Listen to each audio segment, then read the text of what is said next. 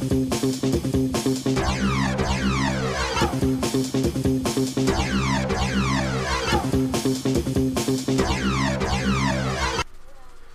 everybody, it's Johnny Two-Face here, back with another reaction video. This time I'm reacting to Top 10 Fearsome Pirate Ships by Top 10s, which is spelt with a Z on the end. This came across my recommended feed, and if I'll put the link to the original video down in the description down below. If you want, you can subscribe to Top 10s, and let's see what their Top 10 of fearsome pirate ships is. Well, I've wasted enough of your time. Let's get into this and play. Hello, I'm Simon Whistler. You're watching Hello, Top Simon. 10's Net, and in the video today we're looking at the top 10 fearsome ships from the Golden Age of pirates. Number 10.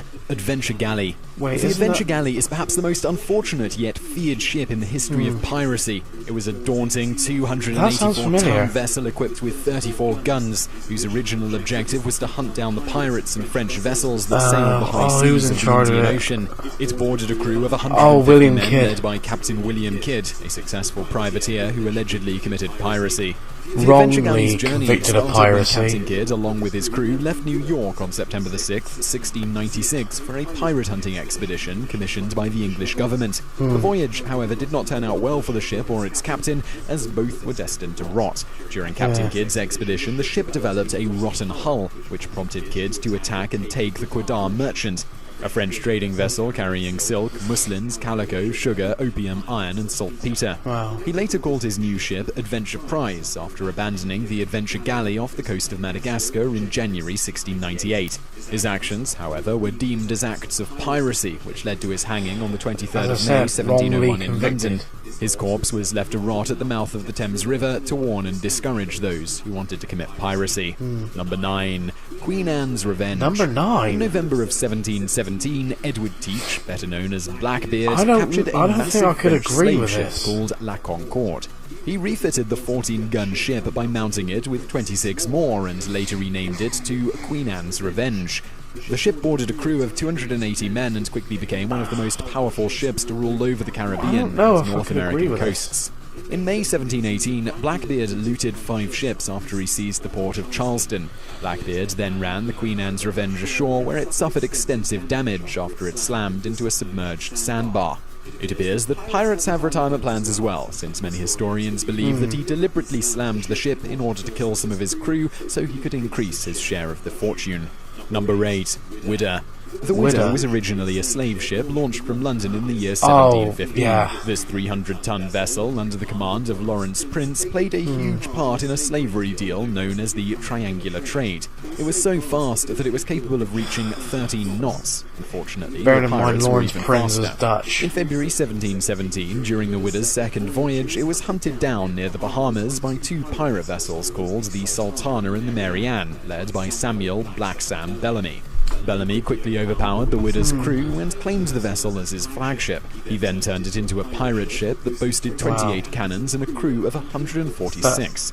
The Widder terrorized the Atlantic shipping lanes and was believed to acquire treasures from more than 50 captured ships. However, the Widder's fame did not last long, as it was reportedly caught in a horrendous storm off Cape Cod barely 2 months after it was taken by Bellamy. The shipwreck was discovered in 1984, where thousands of artifacts have since been recovered. Number 7. Royal Fortune. Captain Bartholomew Roberts was perhaps the most successful pirate of all time. Black Bart, as he's more famously known, holds the record for the most ships successfully plundered by a pirate in history. However, he was not only a renowned ship plunderer, but was also an extremely cold-hearted, lazy bastard who once burned 80 slaves inside a slaver that he captured. The reason, according to him, was he didn't want to waste any time or energy to unshackle the helpless souls.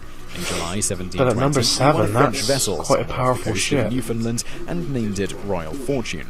As expected, he was too lazy to think of other names, since he used the same name for every ship that he captured. However, the fact that he neither sold nor burned this certain nice ship of them to use a screenshot he commanded his crew from of 157 men Assassin's to Creed the Black ship Flag. with 42 cannons, making it more than ready to fight against any Royal Navy ship that was around at the time. The Royal Fortune, under Captain Roberts' command, attempted to sail to Africa. Although the unpredictable wind forced the ship to go back to the Caribbean, the fame of the Royal Fortune finally ended in February 1722, when Captain Roberts was killed in a battle against the warship Swallow, led by Britain's Callana Ogle.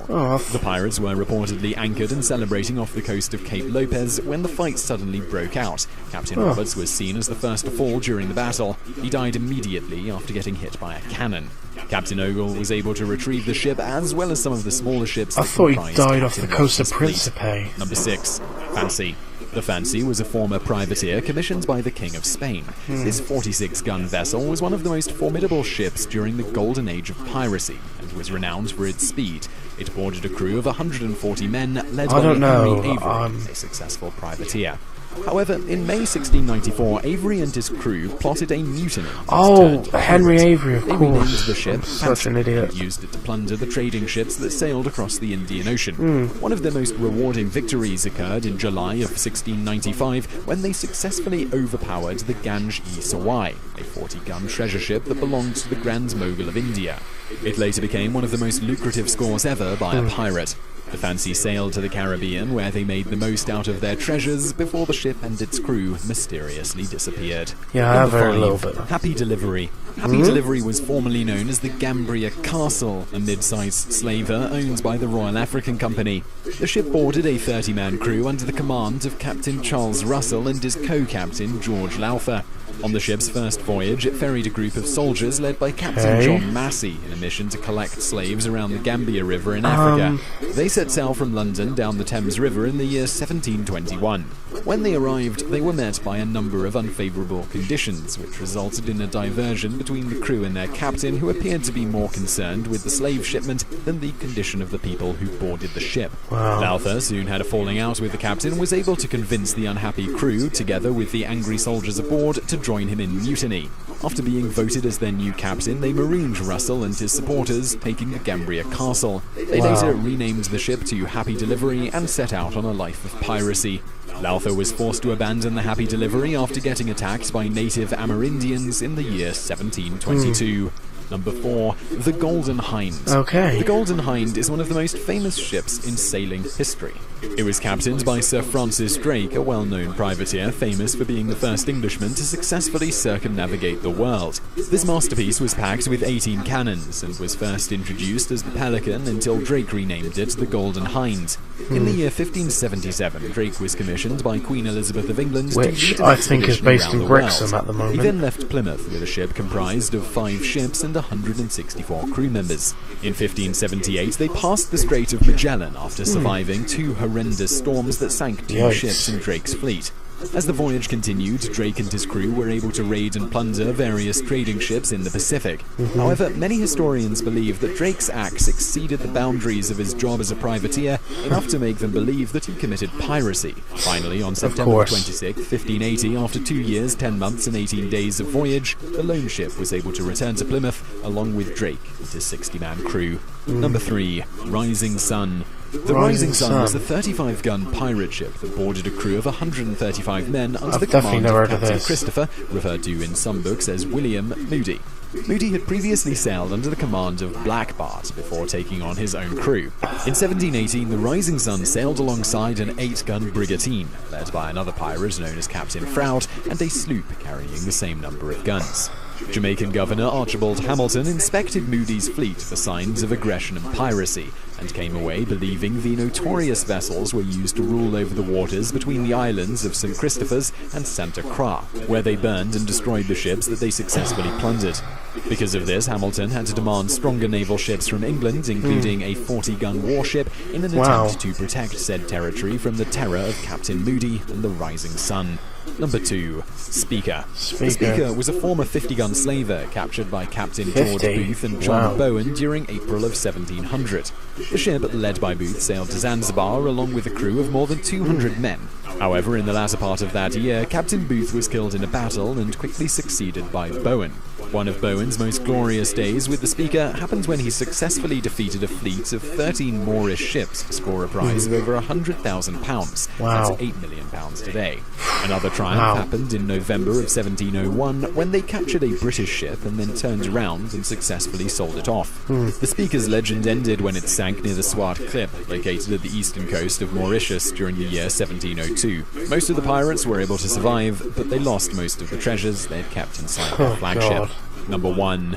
Revenge. Stede Bonnet, known as the Gentleman Pirate, was perhaps sorry, the I most can't unlikely agree. man to have ever engaged in piracy. Aside from being educated, The he was also a Gentleman retired Pirate. major who owned a 3-mile plantation east of Bridgetown, Barbados. If you've played the game Assassin's Creed Black Sails, you may remember him as the chubby guy you sailed to Cuba with at the beginning of the game. For some reason, he secretly bought a sloop and outfitted it with 10 guns, and unlike most pirates, he actually used his own money to do so. He called his sloop Revenge. Soon he hired a crew comprised of 70 men and set out to piracy. Despite his inexperience, he successfully plundered several ships off the coasts of Virginia and South Carolina. He burned several ships in order to prevent the people from finding out that he was engaged in piracy. He later assumed the name Captain Edwards. As the Revenge was sailing through the Caribbean, it crossed paths with the famous Queen Anne's Revenge under the command of its notorious captain, Edward Teach. Soon, Bonnet and Teach formed an alliance that proved fruitful when they captured a VIP passenger from one of the ships they plundered in Charleston. That VIP was Samuel Wragg, a member of the Provincial Grand Council, whom they used as a hostage to convince Governor Robert Johnson to send them medical supplies in exchange for Wragg's life. Wow. One day, Teach betrayed Bonnet by running away with the treasures that they had acquired together. This happened after Teach falsely informed Bonnet that he was going to seek amnesty and convinced Bonnet to do the same. After receiving his pardon, Bonnet returned to his sloop only to find out that all of the treasures kept inside had been stolen. Wow. He tried to find Teach, but the Queen Anne's Revenge was nowhere to be found. So, in spite of his pardon, he returned to his evil ways until he was captured by Colonel William Rhett on September the 26th, 1718.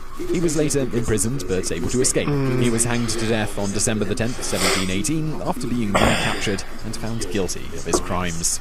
So I really hope you enjoyed that video. If you did, please do hit that thumbs up button below and don't forget to subscribe if you haven't already. Also, over there on the right, a couple of other videos you might enjoy if you enjoyed this one, and thank you for watching. Okay, and that'll do it. Wow, can I just point out that there is quite a few things I definitely do not agree with this list, like the Queen Anne's Revenge at 9, the Royal Fortune at number 7. I at least expected those two to be in the top 5, but I'm not entirely sure. Of course, they showed a few ships that I do not even know about, so yeah, but still interesting nonetheless. That'll do it for this video. If you like this reaction, please like, comment and subscribe, and I'll upload more videos as soon as possible.